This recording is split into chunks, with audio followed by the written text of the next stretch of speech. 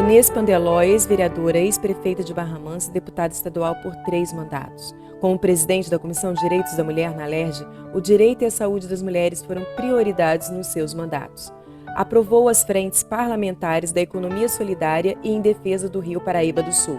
É pré-candidata a deputada estadual pelo PT.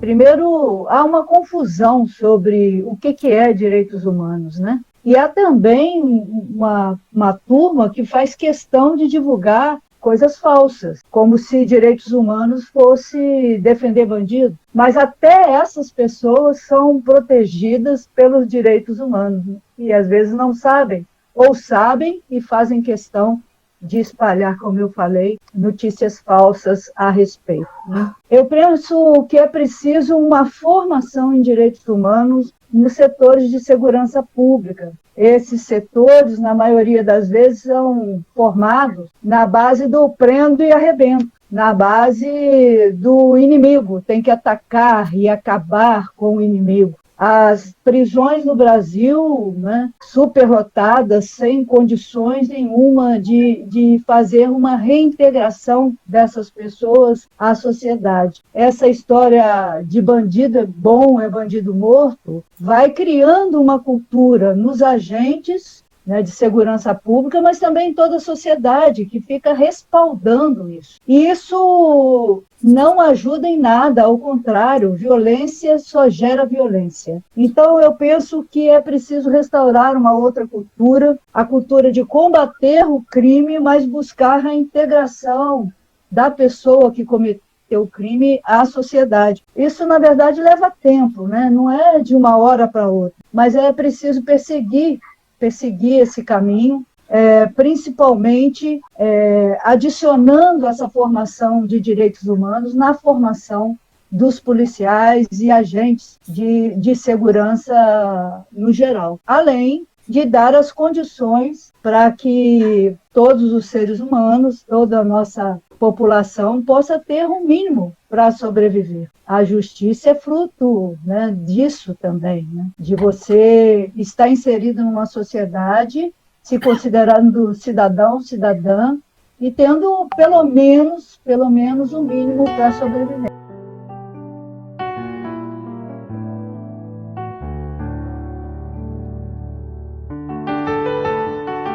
Eu vejo que na pandemia houve assim, um avanço da denúncia, mas ainda foi muito assim, subnotificada.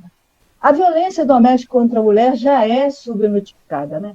Mas na pandemia ainda mais, naqueles primeiros momentos, onde o agressor, né, ou criminoso ali, estava dentro de casa, não abria possibilidades para a denúncia acontecer, né? E houve um período também que até os serviços foram fechados, naquele primeiro momento que a gente não sabia muito bem como agir com a pandemia. E a violência contra a mulher precisa ser denunciada. É muito importante porque se não houver denúncias, e a gente sabe que nem toda mulher consegue ainda denunciar, se não houver denúncia, vai parecer que a coisa é sempre menor do que é de fato. E quando parece que é menor, poucas são as políticas públicas para enfrentar a questão. A Lei Maria da Penha foi um avanço, é uma lei das as 3 melhores, consideradas as 3 melhores em relação à violência contra a mulher no mundo. Todo mundo conhece, mas é preciso que a cultura mude. A cultura de que homens e mulheres entendam que é melhor viver em paz, em harmonia, do que viver na violência. E que isso rebate também nos filhos. Quando existem filhos ali, naquela família, acaba rebatendo e aquele filho acaba virando uma pessoa violenta também, em muitos dos casos. Quer dizer, é uma bola de neve. Mas, então, é importante a denúncia, mas, acima de tudo, é importante a conscientização sobre a lei e a conscientização da mulher, que ela não foi feita para apanhar. Ela é um ser humano que tem que ser respeitada como cidadã que é, e deve exigir esse respeito. E a questão financeira dessa mulher também está junto disso tudo, porque muitas mulheres não denunciam, não saem do relacionamento porque não tem sobrevivência e pensa nos seus filhos. Então, ter um mínimo de sobrevivência, de novo, é muito importante por conta também da violência doméstica contra a mulher. A delegacia de mulheres especializadas no atendimento à mulher, as DEANs, foram muito importantes, né? São muito importantes, e foram uma luta muito grande do movimento feminista, do movimento de mulheres, que conquistou essa vitória. Agora, não vamos conseguir ter delegacia especializada de atendimento à mulher em todos os municípios.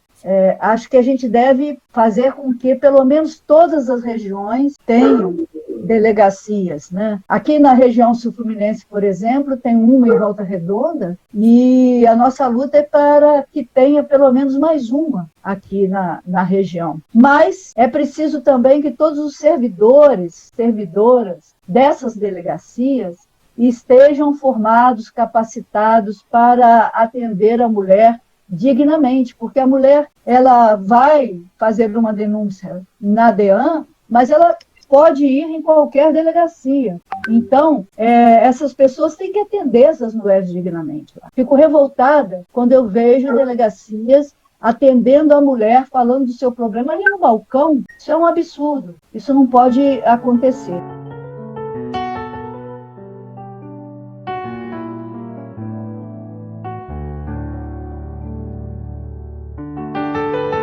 O Brasil é o que tem mais assassinato por homofobia e lesbofobia, né? Estava pesquisando aqui, as mortes violentas de LGBTQIA+, cresceram em 2021 e é uma morte a cada 29 horas, segundo esse levantamento.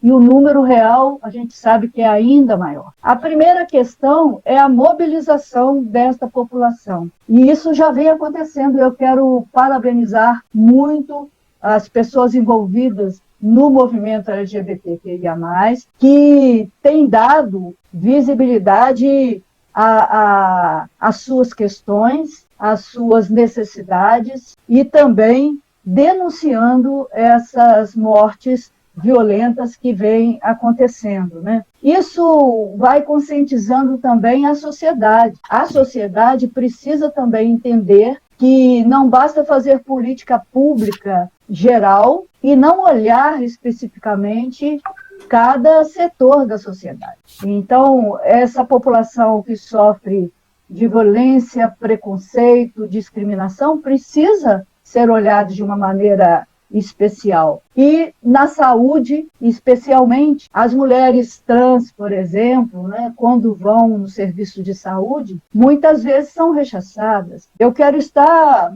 aberta, né, aberta a ouvir, né, esse setor, a esse movimento, e buscar juntos saídas, buscar juntos compromissos, caminhos, para, junto ao governo do Estado, fazer com que as políticas públicas sejam para todos e todas, independente da sua orientação sexual, também religiosidade, enfim, que possam ser respeitados enquanto seres humanos, enquanto cidadãos e cidadãs que são.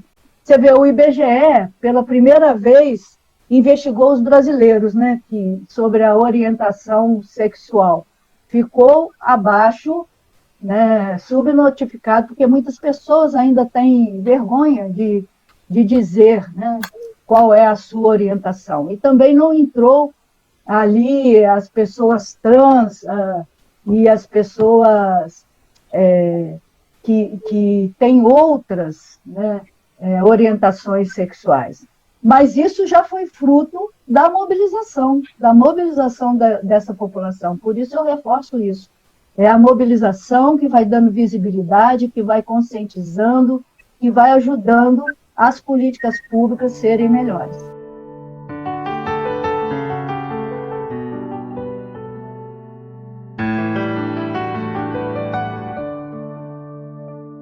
É engraçado que quando a gente fala de território, né, dá a impressão que é uma coisa assim, lá longe, né? Ou então muito do passado, né? Imagina, brigando no território indígena, mas isso, e quilombola, mas isso está tão na pauta, né? Porque como está apontado, né? Há o desmatamento, há a questão da especulação imobiliária, e isso vai tomando espaços, né? Eu vi outro dia na TV que um prefeito, dono de uma terra que tinha um quilombo, estava leiloando a terra para pagar dívidas. Quer dizer, uma coisa absurda, né? Então, eu penso que tem muito conflito no Estado, acaba caindo lá no ITERJ, muitas vezes. Eu acho que a gente tem que acompanhar mais de perto. Os meus mandatos anteriores sempre foram mandatos muito participativos, né? Inseridos nas diversas lutas da população. E um futuro mandato, acho que vai ter que ampliar ainda mais essa capacidade de estar antenada e junto com as diversas lutas, né? Não tem receita pronta, a gente não sabe de tudo. O importante é estar junto, pisando no mesmo chão, descobrindo junto as formas de luta. Como disse o Leonardo Boff, né, a cabeça pensa a partir de onde os pés pisam. E o nosso futuro mandato, se Deus quiser e os eleitores quiserem também, nós queremos fazer um mandato cada vez mais participativo e presente nas lutas.